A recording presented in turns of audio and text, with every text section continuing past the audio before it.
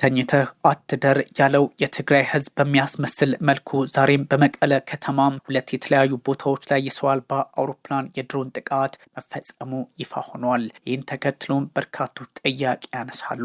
እንዴት ተፈጸመ? በምን ሁኔታ ማንፈጸመው? በምን ምክንያት ተፈጸመ? የሚለው መነጋገሪያ ሆኖ የቀጠለ ጉዳይ ነው። የውጭ መገናኛ ብዙሃንም በራሳቸው መንገድ ሀሳባቸውንና የራሳቸውን ትንታኔ ከማቅረብ ውጭ ግልጽ መረጃ የላቸውም። መቀለ ዛሬ ስትታመስ ውላለች። እስራኤል በዌስት ባንክ አንድ ከባድ እርምጃ እየወሰደች ነው። ዌስት ባንክንም ለሁለት ልትከፍለው ነው። የፍልስጤማውያን የሀገርነት ጉዳይ ውሃ በላው። በዚህ አጋጣሚ ደግሞ ጨረታ ጠቅላይ ሚኒስትር ቤንያሚን ኔታንያሁ መንግስት አውጥተዋል የሚሉ መረጃዎችም መነጋገሪያ ከሆኑት መካከል ናቸው። የአሜሪካ ብሔራዊ የዕዳ መጠን ከፍ ብሏል። ዕዳ በዕዳ አሜሪካ ሆነለች። የፕሬዚዳንት ዶናልድ ትራምፕ አስተዳደርም ተፈትኗል። በርካቶች ዛሬም ሲያጋሩት የዋሉ ጉዳዮች ናቸው። የመቀለው ጥቃት እንደዚሁም የእስራኤሉ የዌስት ባንክ እርምጃ የአሜሪካ ብሔራዊ ዕዳ ወይም ደግሞ በጥቅሉ ዋሽንግተን ዕዳ በዕዳ መሆኗን ጠቅላላ አድርጌ የምነግራችሁናል። እናንተ ደግሞ ላይክ፣ ሰብስክራይብ፣ ሼር በማድረግ ቀጥሉ። የተለያዩ ሀሳቦችን አጋሩ። ቢኒያም ካሴ አብሬያችሁ ቆይታ የማድረግ ይሆናል። ወደ ሀገር ቤት መልሳችኋለሁ። በመቀለ ከተማ ሁለት የተለያዩ ቁልፍ ቦታዎች ላይ ሰው አልባ አውሮፕላን ወይም የድሮን ጥቃት መፈጸሙ ይፋ ሆኗል። ይህን ተከትሎ ደግሞ ማንፈጽመው አሁንም አነጋጋሪ ሆኖ ቢቀጥልም የትግራይ ክልል አሁን እየመራ ያለው ማለት ነው የፌዴራል መንግስቱ ህገወጥ የሚለው አስቸጋሪ ሁኔታዎች እንደተፈጠሩበት በግልጽ አስቀምጠዋል። በትግራይ ክልል ዋና ከተማዋ መቀሌ የተፈጸመ ጥቃት ነው። የድሮን ጥቃቱ እጅግ አስቸጋሪ ሲሆን በሰዎች ላይ ጉዳት አድርሷል። የክልሉ አሁን እየመሩት የሚገኘው ባለስልጣናት ይፋ አድርገዋል። መንግስት ህገወጥ ናቸው በሚል የፈረጃ የትግራይ ህዝብ ትክክለኛ ተወካይ ብለው የሚቆጥሩት ማለት ነው። ጥቃቱ ስለመፈጸሙ የክልሉ አሁን እየመራ ያለው በተደጋጋሚ እንደሚለው ኮሚኒኬሽን ቢሮ ማለት ነው መግለጫ ወጥቷል። የክልሉ ከፍተኛ ባለስልጣናት ለውጭ ሀገር መገናኛ ብዙሃን በተለይም ደግሞ ለፈረንሳይ የዜና ወኪል ኤኤፍፒ ሀሳባቸውን ሲያጋሩ በዚህ ልክ ነው። በመቀለ ከተማ ዛሬ ጠዋቱን የሰው አልባ አውሮፕላን ወይም የድሮን ጥቃት ተፈጽሞብናል፣ ለዚህም የፌዴራል መንግስቱ የወሰደው እርምጃ ነው በሚል ለመክሰስ ሞክሯል። በዚህ ጉዳይ ላይ ግን የፌዴራል መንግስቱ ምንም ተንፍሽ ያለው ነገር የለም። የሀገሪቱ ጦርም በዚህ ጉዳይ ላይ ሀሳብ አላከራም። ታዲያ የክልሉ ምክትል ፕሬዚዳንት እየተባሉ የሚጠሩት አቶ አማኑኤል በጥቃቱ ስለደረሰው ጉዳት ግን ዝርዝር መረጃ ባይኖራቸውም ስጋት እንዳለ ግን ለማስቀመጥ ሞክረዋል። የመኖሪያ አካባቢን ኢላማ አድርገውብናል ይላሉ።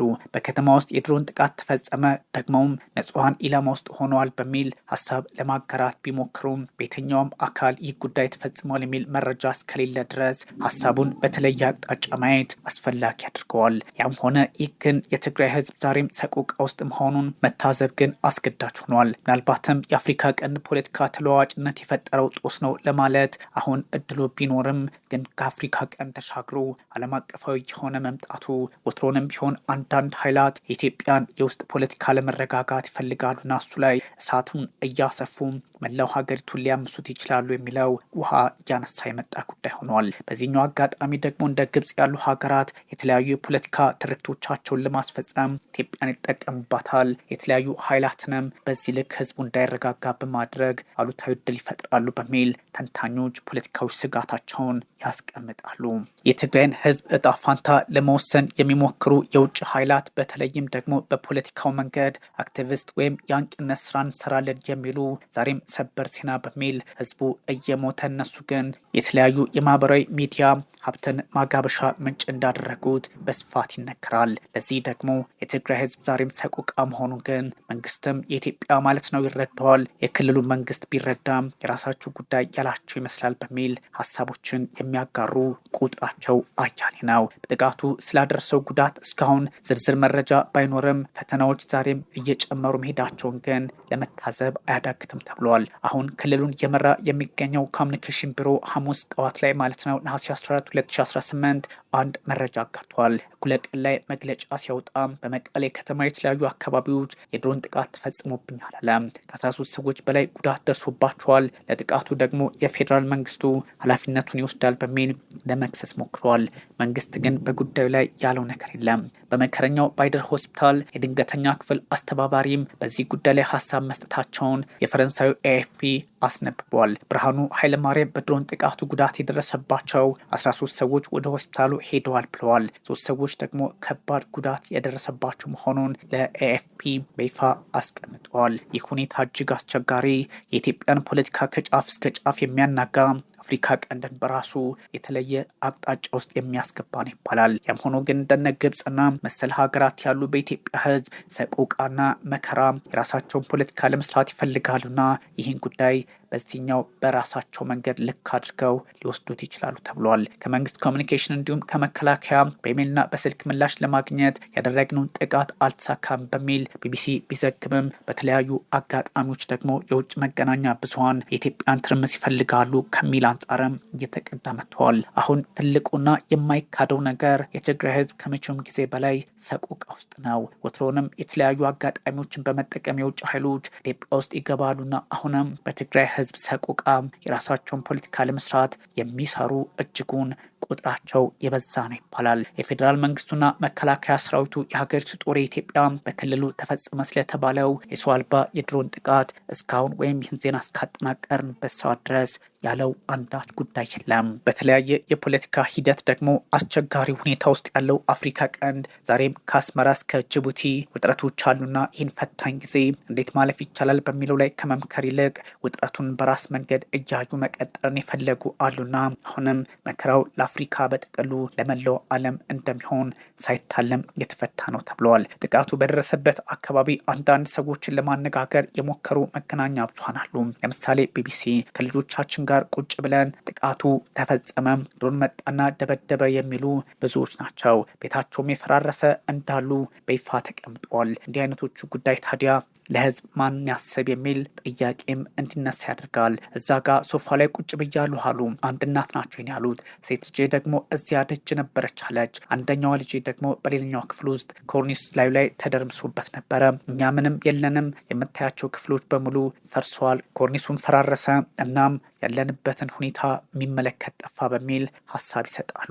በነሐሴ 4 2018 በራያ አላማጣ በተለያዩ አካባቢዎች በተለይም መረዋ በተባለ አካባቢ በተፈጸመ ጥቃት ደግሞ አንድ ሰው ህይወቱን ከዚህ ቀደም ማጣቱ የሚዘነጋ አይደለም። እንዲህ አይነቱ አዙሪት ዛሬም በትግራይ እየበረታ መጥተዋል። በፌዴራል መንግስቱና በህወሓት ኃይሎች መካከል ያለው ፖለቲካዊ አለመግባባት ንጹሐን ዜጎችን ጫና ውስጥ እያስገባ ይገኛል። ህወሓት በተለየ አጋጣሚ መቀለን ለማስተዳደር ጥረት ላይ ቢሆንም እዚህም እዛም በሚሰነዘርበት ጥቃት ግን ረፍት አልባ ሆኗል።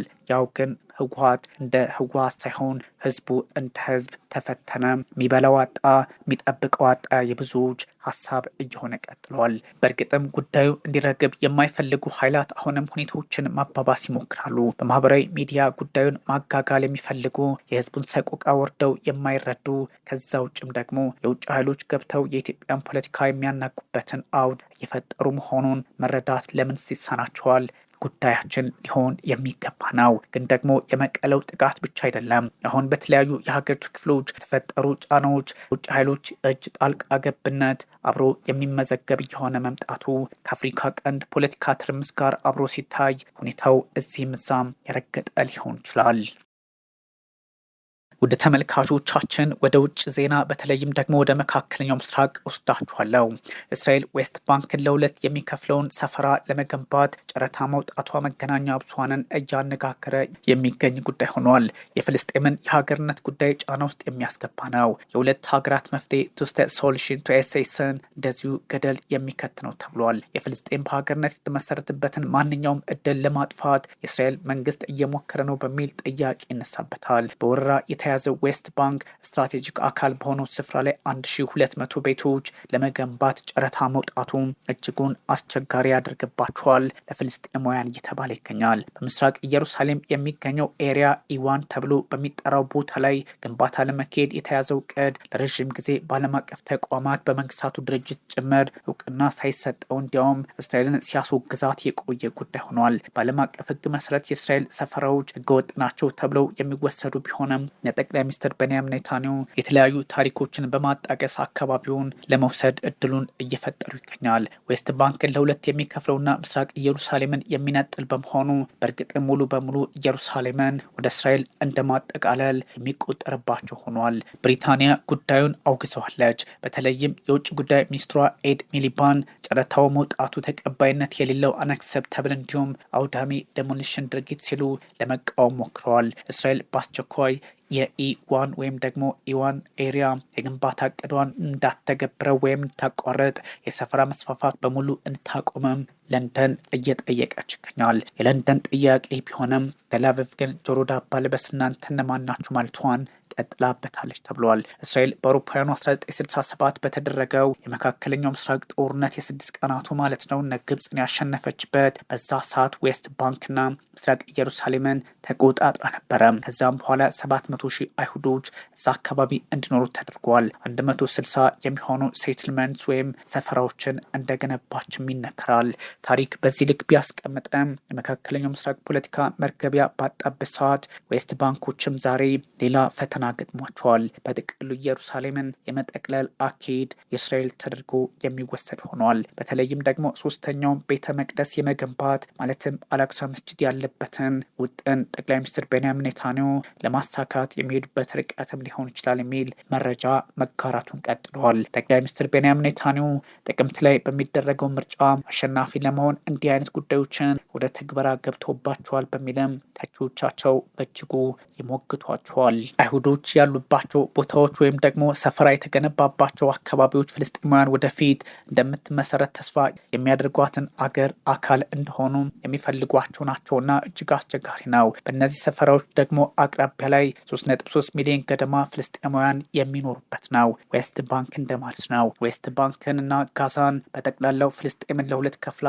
የነበረችው እስራኤል አሁን ደግሞ ዌስት ባንክን ለሁለት ከፍላ እየሸረሸረች ሙሉ አካባቢውን የመቆጣጠር ጠቅላይ ሚኒስትር ቤንያሚን ኔታንያሁ እንደዚሁ ታላቋን እስራኤል የመገንባት አካሄድ እውን የሚያደርግም ሊሆን ይችላል ተብሏል። ምንም እንኳን እጅግ ከፍተኛ ዓለም አቀፍ ተቃውሞ ቢገጥማቸውም ጠቅላይ ሚኒስትር ቤንያሚን ኔታንያሁ በጉዳዩ ላይ አሻፈረኝ ብለው ይቀጥሉበታል ተብሏል። በተከታይ የመጡ የእስራኤል መንግስታት ሰፈራዎች እንዲስፋፉ የፈቀዱ በመሆናቸው ለጠቅላይ ሚኒስትር ቤንያሚን ኔታንያሁ ብቻ ሳይሆን ለሙሉ የእስራኤል ጠቅላይ ሚኒስትሮችም ከፍተኛ ጫና ሊፈጥር የሚችል ነው። በከፍተኛ መጠን ቤቶችን የመገንባት አካሄድ የጨመሩት ግን ጠቅላይ ሚኒስትር ቤንያሚን ኔታንያሁ ናቸው። በተለይም ደግሞ በ2022 በአውሮፓ አቆጣጠር ማለት ነው ሰፈራዎቹን የሚደግፈው ቀኝ ክንፍ ጥምረት መሪ ሆነው ወደ ስልጣን ከመጡ በኋላ እጅጉን አስቸጋሪ ጊዜያት እዛ አካባቢ ያሉ ኃይላት እንዲመሩ አድርገዋል። ይህ ማለት የሊኩድ ፓርቲ ሰው በመስከረም 2016 ዓ.ም የጋዛ ውጥረት ከተነሳ በኋላ ደግሞ እጅጉን እየተስፋፉ አይሁዶች በዙ አካባቢ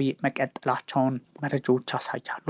ጠቅላይ ሚኒስትር ቤንያሚን ኔታንያሁ በዚህ እርምጃቸው ዓለም አቀፉ ግዛትን እንደሚያስተናግዱ ቢያውቁም እናንተ እነማን ናችሁ አቋማቸውን ዛሬም ቀጥለውበታል ተብሏል። እስራኤል በዓለም አቀፍ ጫና ምክንያት ለ10 ዓመታት ኢዋን ኤሪያ እየተባለ ወይም የኢዋን ግንባታ እቅድን ለማዘግየት ግድ ቢላትም አሁን ግን ጊዜው ነው የሚል አቋም ላይ እንደሆነች እየተነገረ ነው። ኔታንያሁ በስልጣን ላይ ባይቆዩ እንኳን ለቀጣይ ጠቅላይ ሚኒስትሮች የቤት ስራቸውን አስረክበው እንደሚሄዱም የሚቆጠር ተደርጎ ይወሰዳል።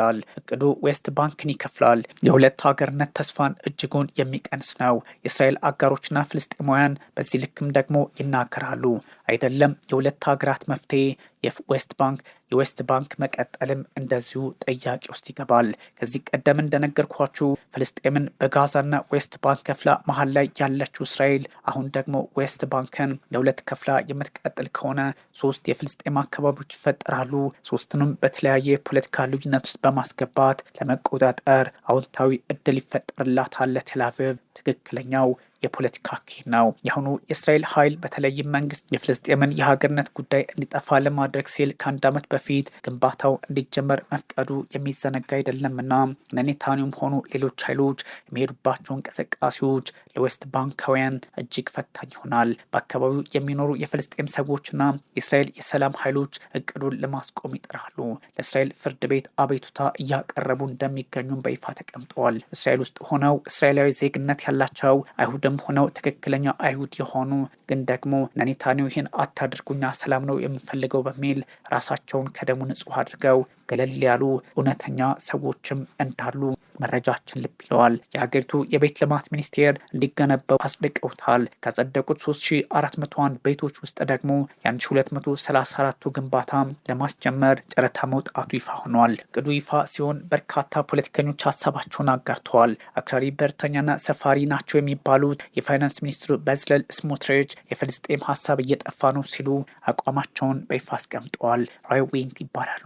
ጨረታው የሚያበቃው ጥቅምት ላይ ነው። ከእስራኤል ጠቅላላ ምርጫ ቀናት በፊት እንደሆነ ይነገራል። ይህ ደግሞ የሚመጣው መንግስት ጨረታውን ለመቀልበስ አዳጋች እንዲሆንበት ያደርጋልና ጠቅላይ ሚኒስትር ቤንያሚን ኔታንያሁ አንድም በመሪነታቸው ለመቀጠል አንድም ደግሞ መጪው መንግስት የእስራኤልን ጉዳይ በስፋት እንዲይዘው የቤት ስራቸውን አጋፍጠውት እንዲሄዱ እድል የሚፈጥር ነው ተብሏል። ብሪታንያ በኢራን እቅድ ላይ ያላትን ተቃውሞ አሰምታለች። ለሁለት ሀገርነት መፍትሄ የሚሰጠው ድጋፍ በግልና በይፋ ግልጽ ስታደርግ እንደቆየችም ይታወቃል። ሁለቱ ሰፈራዎች ያንን ተስፋ የሚጎዱና ግልጽ የዓለም አቀፍ ሕግ ጥሰት ናቸው በሚል ሀሳባቸውንም ለማጋራት ሞክረዋል። በእርግጥ በእነዚህ ሀገራት መካከል ያለው የፖለቲካ ሁኔታ እጅግ አስቸጋሪ እንደሆነ ሳይታለ አሜሪካ ብሔራዊ ዕዳዋ ናሽናል ዴት ከ40 ትሪሊዮን ዶላር ማለፉ በርካቶችን እያነጋገረ ፕሬዚደንት ዶናልድ ትራምፕም ፖለቲካውን ወዴት አደረጉት በሚል ጥያቄ እያስነሳባቸው የቀጠለ ሆኗል። የአሜሪካ ብሔራዊ ዕዳ ናሽናል ዴት በ10 ዓመት ውስጥ በጥፍ ጨምረዋል። ከ40 ትሪሊዮን ዶላር በላይ መድረሱን የሀገሪቱ ትሬዥሪ ወይም ደግሞ ሚኒስቴር መስሪያ ቤት ግምጃ ቤቱ ፋይናንስ ሚኒስትር መረጃው በስፋት ጠቁመዋል። ይህም በዶናልድ ትራምፕ አስተዳደር ላይ ከፍተኛ ጫና የሚፈጥር ነው። ከዚህ ቀደም በባይደን አስተዳደር ሲሳለቁ የነበሩት ትራምፕ በእሳቸውም ተደግሞባቸዋል። አንዴ በእድሜያቸው ሌላ ጊዜ በእንቅልፋቸው ሲሳለቁባቸው የነበሩት ሪፐብሊካኑ ዶናልድ ትራምፕ የባይደን ጉዳይ አሁንም ጫና ሆኖባቸዋል። በጆ ባይደን አስተዳደር ሰዓትም ሀገሪቱ ለዓመታት ከፍተኛ ገንዘብ እንዳወጣች ይነገራል። የወለድ ምጣኔዋ ወይም ከፍያዋ የጨመረ መሄዱም በሰዓቱ መረጃዎች በግልጽ አስቀምጠው ነበረ። በፈረንጆቹ አቆጣጠር 2016 ላይ ብሔራዊ ዕዳዋ ናሽናል ዴት ከ20 ትሪሊዮን ዶላር በታች እንደነበረ ያስታውሰው ዘገባው ዛሬ ሪፐብሊካኑ 40 ትሪሊዮን ዶላር እንዳደረሱት ይፋ አድርጓል። ይህ ደግሞ እጅጉን አስቸጋሪ የአሜሪካ ፖለቲካም ቢሆን ፈተና ውስጥ መሆኑን በዓለም ዙሪያ ካለው የኢኮኖሚ ውጣ ውረድ ጋር አብሮ የሚቃኝ ሆኖ ሊመዘገብ የሚችል ነው ተብሏል። ለምክር ቤቱ የበጀትና የመጣኔ ሀብት ኢኮኖሚ መረጃ የሚያቀርበው የፌዴራል ተቋም ኮንግሬሽናል በጀት ቢሮ መረጃውን አውጥቷል። በዚህም መሰረት በአውሮፓውያን 2026 መጨረሻ የሀገሪቱ አጠቃላይ ቶታል ዴት ብድር 39.6 ትሪሊዮን ዶላር ይደርሳል በሚል አስቀምጡታል። ይህም እንግዲህ 40 ትሪሊዮን ዶላር ማለት ነው። የሀገሪቱ ብሔራዊ ዕዳ እጅጉን አስቸጋሪ ከሆነ ፕሬዚዳንት ዶናልድ ትራምፕ አስተዳደራቸው ላይ የተለያየ ጥያቄ እንዲነሳባቸው ሆነ ነው። ከተጠበቀው በላይ በከፍተኛ መጠን የጨመረ ነው። የመንግስት ብድር እያደገ መምጣቱ አሳሳቢ መሆኑን የሚጠቁም ነው ሲል ቢቢሲ በስፋት ይዞት ወጥቷል። የሀገሪቱ ብሔራዊ ዕዳ ከጠበቀው በላይ ሆኗል። በከፍተኛ መጠን መጨመሩ ደግሞ የመንግስት ብድር እያደገ መምጣቱን የሚጠቁም አሳሳቢ የሚያደርገው እንደሆነ በይፋ ተቀምጠዋል። የሀገሪቱ ብሔራዊ ዕዳ አሁን 41.1 ትሪሊዮን ዶላር መድረሱን በይፋ አስቀምጠዋል። እንዲሁም በ2036 ወደ 64 ትሪሊዮን ዶላር እንደሚጠጋ ኮንግሬሽናል በጀት የሚባለው ቢሮው በይፋ አስቀምጠዋል። ይህም የፕሬዚዳንት ዶናልድ ትራምፕ አስተዳደር መፍትሄ ካልፈለገ አንዳንድ ሁኔታዎች አስቸጋሪ ሆኖ ሊቀጥሉ እንደሚችሉ ጠቋሚ ያደርገዋል ተብሏል። የፌዴራል መንግስቱ የበጀት ጉድለት በጀት ዳፍሴት ለመሸፈን በርካታ ገንዘብ ሲያወጣ ሸማቾች በዋጋ ንረትና በከፍተኛ ወለድ እየተፈተኑ እንደሚገኙ መረጃዎች ይጠቁማሉ። የኢራኑ ውጥረትም ከዚሁ አንጻር አብሮ ይታያል። ይህ ይፋ የተደረገው ብሔራዊ ዕዳ ናሽናል ዴት አጠቃላይ የቦንድ ዕዳን እንዲሁም በሁለቱ ፕሬዚደንቶች የስልጣን ዘመን የነበሩ ብድሮችን የሚያጠቃልል እንደሆነ በይፋ ተቀምጧል። የባይደንና የትራምፕ ማለት ነው ለሁለት አስርት ዓመታት። በዚህ ሳምንት ግን ማክሰኞ ያለፉት 30 ዓመታት የቦንድ ወለድ 5.34 በመቶ መድረሱ የሚታወስ ነው። ይህም በ20 ዓመታት ውስጥ ከፍተኛ ሆኖ ተመዝግቦ ነበረ። የወለድ ምጣኔው እጅጉን አስቸጋሪ ሆኗል። የአሜሪካ መንግስት ተቋማትና ሸማቾች ብድር ለመውሰድ የሚከፍሉትን ገንዘብ የሚያሳይ እንደሆነ ስሌቱ ይጠቁማል።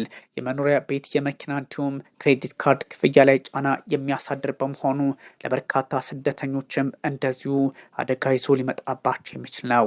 ከአሜሪካና ኢራን ጦርነት ጋር በተያያዘ የነዳጅ ዋጋም እየናረ ሄዷል። ባለሀብቶች በዋጋ ንረት ምክንያት የገጠማቸው ችግር ወይም ስጋት ከቦንድ ሽያጭ የሚያገኙት ትርፍ ተጽዕኖ እንዲፈጠርባቸው በር የከፈተ ሆኗል። አሉታዊ አስተዋጽኦ እጅግ አስቸጋሪ ነው። ውጥረቱ መንግስት፣ የሪፐብሊካኖቹ እንዲሁም ሰው ሰራሽ አስተውሎት ኤአይ ላይ የሚሰሩ ቴክኖሎጂ ኩባንያዎች የሚወስዱት ከፍተኛ የብድር መጠን ከኢንቨስትመንት የሚገኘው ትርፍ አጠራጣሪ እንዲሆን በር ከፍቷል በሚልም ተንታኞች ያስቀምጣሉ። ናሽናል ዴት በዚህ ልክ አደገኛ ሆኖ ከቀጠለ ናሽናል ኢንትረስቱም ዝቅ እያለ የሚሄድ ከሆነ በሀገሪቱ ኢኮኖሚ ላይ ሌላ ጣጣ ይፈጥራል በሚልም ምጣኔ ሀብታዊ ተንታኞች ያስቀምጣሉ። የአሜሪካ የፋይናንስ ሚኒስቴር መስሪያ ቤት ወይም ደግሞ የገንዘብ ሚኒስቴር ትሬዥር ግምጃ ቤት ይባላል። ለረዥም ጊዜ ቦንዶች ንብረትን ወደ ጥሬ ገንዘብ በመለወጥ ድጋፍ እንደሚሰጥ ይገልጻል። ታዲያ አስቸጋሪ ሁኔታው ፕሬዚዳንት ዶናልድ ትራምፕ በምን መንገድ ይቆጣጠሩት የሚለውም ሆኗል። ከአውሮፓውያን መስከረም 9 እስከ ታህሳስ 4 ድረስ ድርሻዎችን መልሶ የመግዛት እርምጃውን ቢያንስ በጥፍ ለመጨመር ከ2 ቢሊዮን ዶላር ወደ 4 ቢሊዮን ዶላር ለማሳደግም ይፋ አድርገዋል። ይህ ትልቅ ለውጥ ሊያመጣ ይችላል ተብሎም ይታሰባል። በርካታ ተንታኞች ወይም ደግሞ የኦክስፎርድ ኢኮኖሚክስ ዋና ተንታኝ ጆን ካምቫን አንድ ሀሳብ ያስቀምጣሉ። ግምጃ ቤቱ ትሬዠሪው ግዢውን ለመጨመር ያሳለፈው ውሳኔ የረዥም ጊዜ ብድር ወጪን ለማቃለል የሚደረግ ሙከራ ብሎታል። የረዥም ጊዜ ብድር ወጪ ላይ የታየው ተጽዕኖ ከነዳጅ ዋጋ መናር ጋር ከዋጋ ንረት ተጋላጭነት እንዲሁም ከዓለም አቀፍና ከተቋማት ብድር ጫና ጋር የተያያዘ መሆኑን ለመናገር ሞክረዋል። ይህ ምሁር አሊያም ተንታኙ ግን ደግሞ ካለው የዕዳ ክምችት አንጻር ግምጃ ቤቱ ትሬዠሪው ድርሻዎችን ደሽር ሲሏቸዋል መልሶ መግዛት ለረዥም ጊዜ እፎይታ ለመስጠት ብዙ ትርጉም እንደማይኖረው በሌላ በኩል ደግሞ በስጋት መልክ ለማስቀመጥ ይሞክራሉ። እንደዚህ አይነቶቹ እጅግ አስቸጋሪ የፖለቲካ ሂደቶችን ጭምር የሚያካትት በመሆኑ ኢኮኖሚው ፈተና ውስጥ እንደሆነ የአደባባይ ሀቅ አድርገዋል። ዲዜድ የጀርመን ባንክ ነው። ከፍተኛ ተንታኝ ደግሞ ሬኔ አልበርቸት ይህን ሀሳብ ያስቀምጣሉ። የዩኤስኤ መንግስት በረዥም ጊዜ 5% አሊያም ከዛ ከፍ ያለ ወለድ የሚያሳድረውን ጫና የሚፈራው የመንግስት እንዲሁም የግል ባለሀብቶችን የብድር ወጪ ከፍተኛ ስለሚያደርገው ነው በሚል ያስቀምጣሉ። ከ3 ወራት በኋላ የአማካኝ ማለትም የግማሽ ዘመን ሚድተርም ኤሌክሽን ይደረጋልና ፕሬዚዳንት ዶናልድ ትራምፕም ለግምጃ ቤታቸው ከፍተኛ የወለድ መጠን ለመቆጣጠር እርምጃ መውሰድ እንደሚጠበቅበት ሳያሳስቡት አይቀሩም በሚል በሌላ አቅጣጫ ሀሳባቸውን ያካራሉ። ለዚህም ነው ዓለም ላይ ያሉ ሁኔታዎች አሁን መልካቸውን እየለወጡ አደገኛ ሆነዋል የሚለው እጅጉን እየተወሳሰበ የሚሄደው። ወደ ተመልካቾቻችን የተለያዩ ሀሳቦችን አጋርቻችሁ ነበረ። ቢኒያም ካሴ አብራችሁ ቆይታ አድርጌያለሁ። መልካም ጊዜ ይሁንላችሁ።